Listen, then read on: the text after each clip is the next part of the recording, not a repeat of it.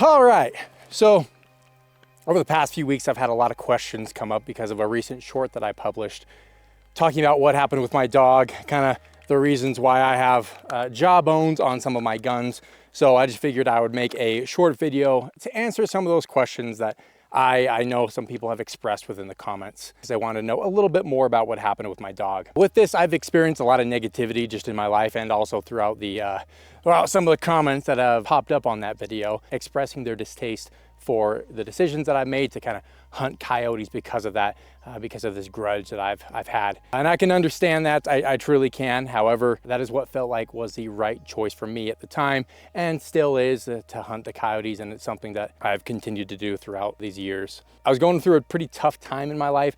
I really didn't have much as far as friends go. Work was pretty tough, and I was feeling pretty isolated. So when I adopted that dog, when I adopted Winona, she truly was my best friend at the time, and it was someone that I needed. As many of you know, those companions are unlike anything else, and Winona was that for me. She wasn't the perfect dog for everybody, but she was the perfect dog for me. When I adopted her from the Humane Society, she wasn't really too friendly with people. However, she was a little bit friendly with me. I don't know what it is. Maybe I just looked like a friendly face, but she chose me, and I absolutely chose her. I knew once I met her at the Humane Society, like she was the right one. And plenty of people expressed in the comments, well, in a bit of a rage baity way, I'm sure. I was like, well, I should have just got a stronger dog. I should have just got a faster dog. And it's like, sure.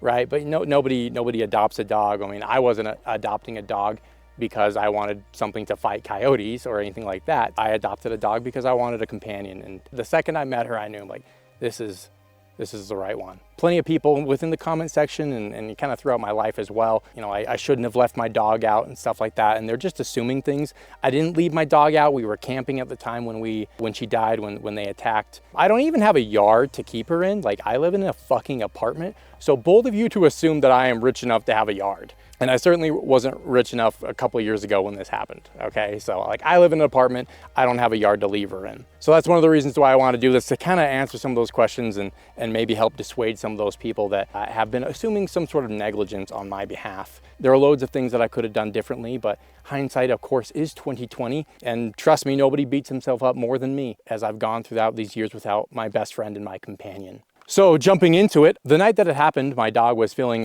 just a little bit rambunctious, I guess you could say, and she needed a little bit more exercise. Many husky owners know, and maybe some large working dogs know, that they need to be exercised a lot, and that was something that I always tried to do. But she just would not calm down that night, so I'm like, okay, we're just gonna go out, we're gonna go hiking, we're gonna go camping. We can get some of her zoomies out. We ended up going out hiking into the foothills. I'll show some B-roll here. I'm very familiar with this area. It's nice, good for hiking. Just coyotes out here. At one point in time, there was a mountain lion. But the night of, we were going up, we were hiking. It was pretty late at the time. It was probably about, close to 10 when we started going out and hiking. And you know, I've been out in the dark before. It wasn't that big of a deal. So we went up, and it got to the point when we were both just kind of worn out. And I just had a tarp used to kind of keep off some of the rain, because it had been a little bit rainy those past few days. And I kind of just put it up, and we kind of slept beneath it. When we went to bed, I buckled Winona to my belt just so she wasn't run off, but she kind of just laid down on top of me, and we were out within, you know, a few minutes. Both of us were asleep. I woke up probably a couple hours later. It was still probably about maybe 2 or 3 o'clock in the morning, so pitch black outside. It was pretty overcast, so there wasn't a lot of stars. And I woke up to pressure on my belt, you know, pulling. It was Winona pulling on her leash, and as I was coming to, I heard this very low growl, and it's a growl that I really hadn't heard before come from her. And it's that real low, threatening growl that those dogs do when they mean business. It's not when they're playing around, playing tug of war. It's that really low, rumbling one that you know something is wrong. And I was trying to figure out what was happening.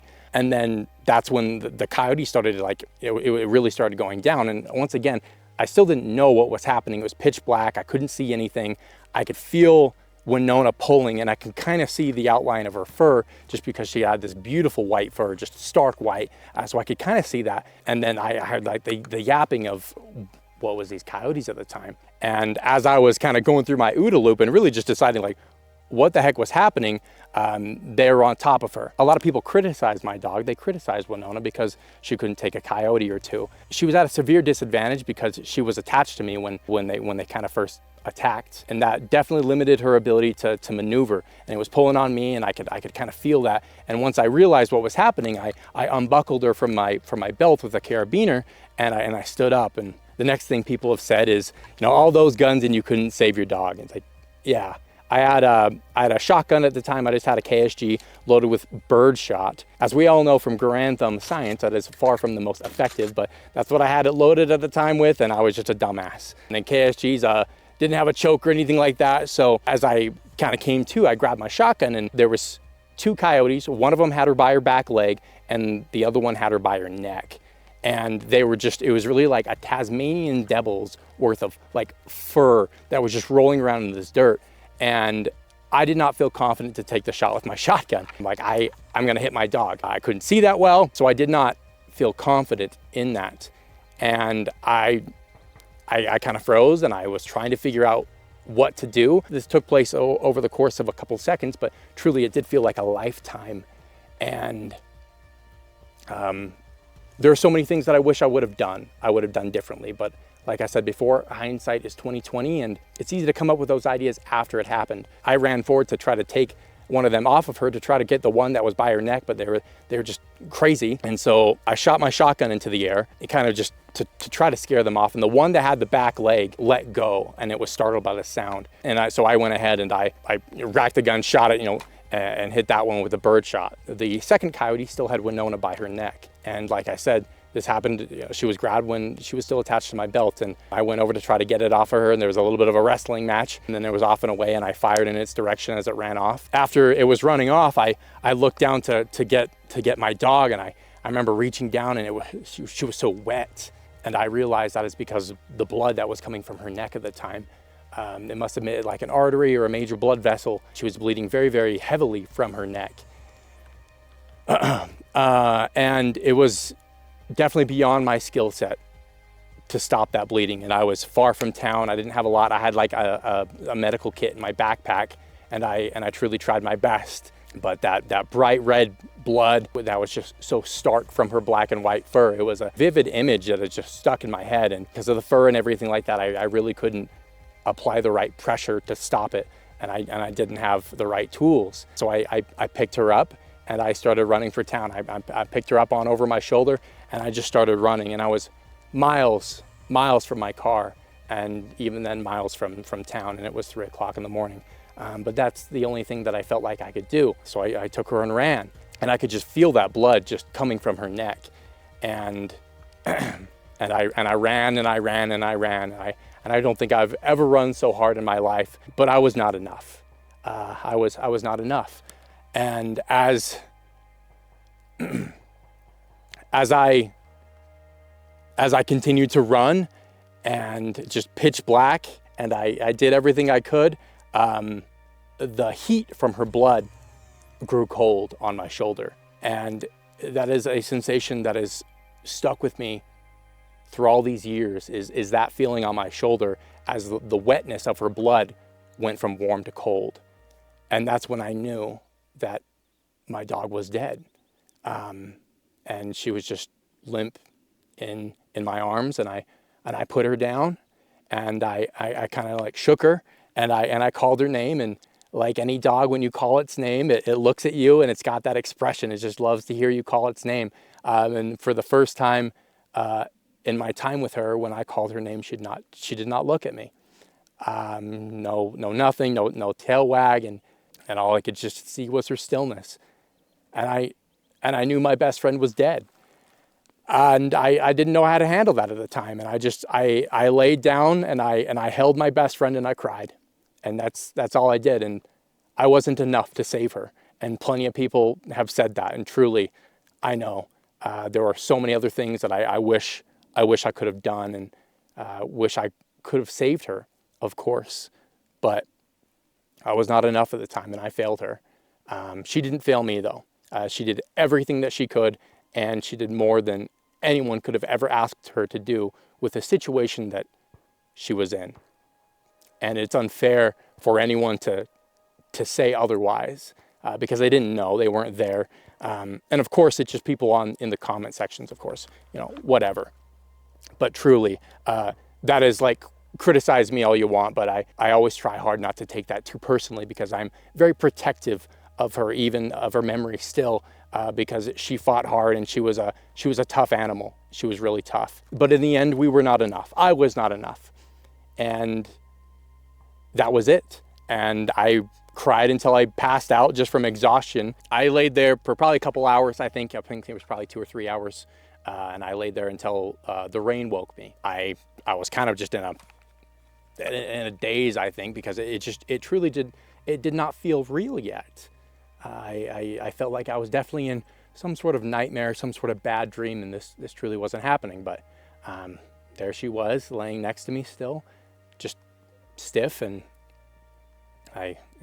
once again, it dawned on me that my dog was dead.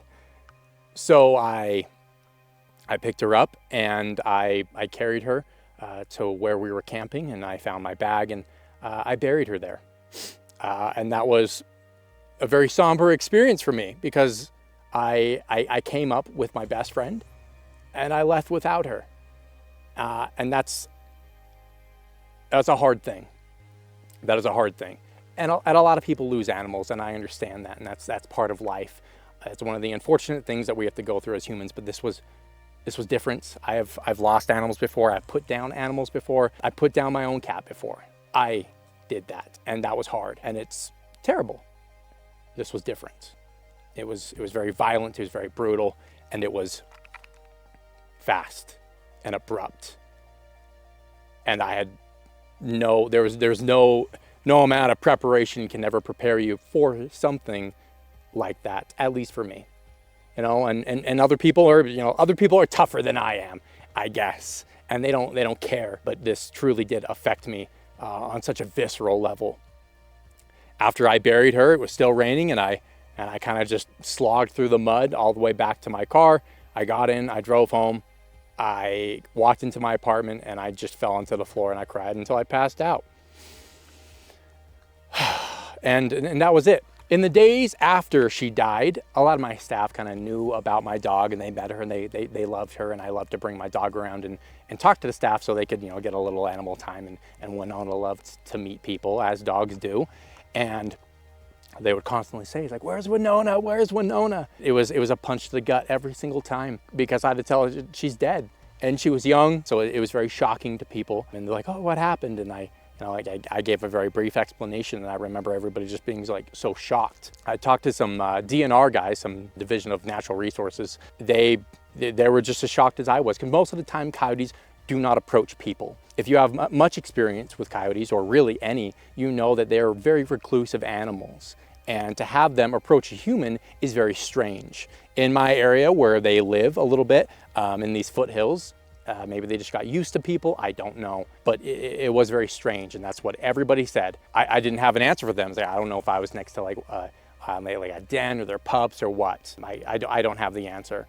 But they came and attacked my dog with me right there. And I was angry. The stages of grief, one of the first ones is of course anger. I had a hard time letting that go, and I just felt like it was consuming me and I had to do something. I'm not saying that this is the healthiest route, and a lot of my friends and family thought that I was going on the route of like a serial killer. And I can assure you that there's never been anything that I struggled against. Like I wanted to find the coyotes that killed my dog, and I went out hunting. Like it was nearly every day for such a long time in order to find and kill the coyotes. I'm convinced that I got the one that killed my dog because it had its back leg was kind of messed up with a bunch of matted fur, which I assumed was from the bird shot, but it's hard to be sure. But I hunted for months, and I continued doing it for years. That's just what I felt like I had to do. And a lot of people have said, like, well, that's not what Winona would have wanted.